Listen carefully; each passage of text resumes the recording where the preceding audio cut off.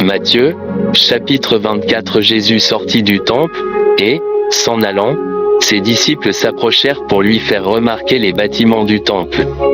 Il leur dit, « Vous voyez tout cela. En vérité, je vous le dis, il ne restera ici pierre sur pierre qui ne soit renversée. » Comme il s'asseyait sur le mont des Oliviers, les disciples vinrent à lui en particulier, et lui dirent, « Dis-nous, quand cela arrivera-t-il, et quel sera le signe de ton avènement et de la fin du monde ?» Jésus répondit, « Prenez garde que personne ne vous séduise, car plusieurs viendront sous mon nom, disant, « C'est moi le Christ. » Et ils séduiront beaucoup de gens. Vous entendrez parler de guerre et de bruit de guerre, gardez-vous d'être troublés, car il faut que ces choses arrivent, mais ce ne sera pas encore la fin. On se soulèvera nation contre nation, et royaume contre royaume, il y aura des famines, des pestes, et des tremblements de terre en divers lieux. Tout cela n'est que le commencement des douleurs. Alors on vous livrera au tourment, et l'on vous fera mourir, et vous serez haïs de toutes les nations à cause de mon nom. Alors beaucoup seront scandalisés, se trahiront les uns les autres, et se haïront les uns les autres. Plusieurs faux prophètes s'élèveront, et séduiront beaucoup de gens. Et, à cause de l'iniquité qui se sera accrue, l'amour du plus grand nombre se refroidira. Mais celui qui persévérera jusqu'à la fin sera sauvé. Et cet évangile du royaume sera prêché dans le monde entier, pour servir de témoignage à toutes les nations, alors viendra la fin. Lorsque vous verrez l'abomination de la désolation, dont a parlé le prophète Daniel, établie dans le lieu saint, que celui qui y fasse attention, alors que ceux qui seront en Judée s'enfuient dans les montagnes, que celui qui sera sur le toit ne descende pas pour prendre ce qui est dans sa maison, et que celui qui sera dans les champs ne retourne pas en arrière pour prendre son manteau. Malheur aux femmes qui seront enceintes et à celles qui allaiteront en ces jours-là.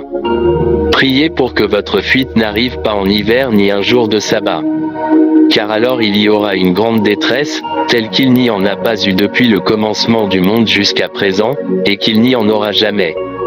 Et si ces jours n'étaient abrégés, personne ne serait sauvé, mais à cause des élus, ces jours seront abrégés.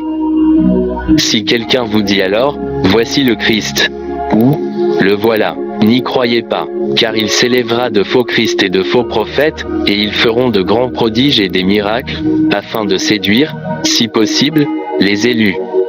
Voici, je vous l'ai prédit. Si l'on vous dit, il est dans le désert, n'y allez pas, ou, il est dans les chambres, n'y croyez pas, car, comme l'éclair part de l'Orient et se montre jusqu'en Occident, ainsi sera l'avènement du Fils de l'homme. Là où sera le cadavre, là se rassembleront les vautours. Aussitôt après la détresse de ces jours-là, le soleil s'obscurcira, la lune ne donnera plus sa lumière, les étoiles tomberont du ciel, et les puissances des cieux seront ébranlées. Alors le signe du Fils de l'homme apparaîtra dans le ciel, toutes les tribus de la terre se lamenteront, et elles verront le Fils de l'homme venant sur les nuées du ciel, avec puissance et une grande gloire. Il enverra ses anges avec la trompette retentissante, et ils rassembleront ses élus des quatre vents, depuis un bout du ciel jusqu'à l'autre. De la figue apprenez la parabole, dès que ses branches deviennent tendres et que les feuilles paraissent, vous savez que l'été est proche. De même, lorsque vous verrez toutes ces choses, sachez que le Fils de l'homme est proche, à la porte. En vérité, je vous le dis, cette génération ne passera point, que tout cela n'arrive. Le ciel et la terre passeront, mais mes paroles ne passeront point. Quant au jour et à l'heure, personne ne les connaît, pas même les anges des cieux, ni le Fils, mais le Père seul. Comme au jour de Noé, ainsi sera l'avènement du Fils de l'homme. Car, de même qu'on mangeait et buvait, se mariait jusqu'au jour où Noé entra dans l'arche, et qu'ils ne se doutèrent de rien jusqu'à ce que vint le déluge et les emporta tous, il en sera de même à l'avènement du Fils de l'homme. Alors, de deux hommes qui seront dans un champ, l'un sera pris, et l'autre laissé.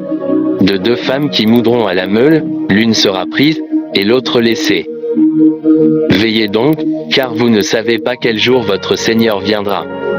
Mais sachez ceci, si le maître de maison savait à quelle veille la nuit le voleur viendra, il veillerait, et ne laisserait pas percer sa maison. C'est pourquoi, vous aussi, soyez prêts, car le Fils de l'homme viendra à l'heure où vous n'y penserez pas. Qui donc est le serviteur fidèle et prudent, que son maître a établi sur ses gens, pour leur donner la nourriture en son temps? Heureux ce serviteur que son maître, à son arrivée, trouvera faisant ainsi. En vérité, je vous le dis, il le mettra à la tête de tous ses biens. Mais si ce serviteur est méchant, et dit en son cœur, mon maître tarde à venir, et qu'il se met à frapper ses compagnons, et à manger et boire avec les ivrognes, le maître de ce serviteur viendra le jour où il ne s'y attend pas, et à l'heure qu'il ne sait pas.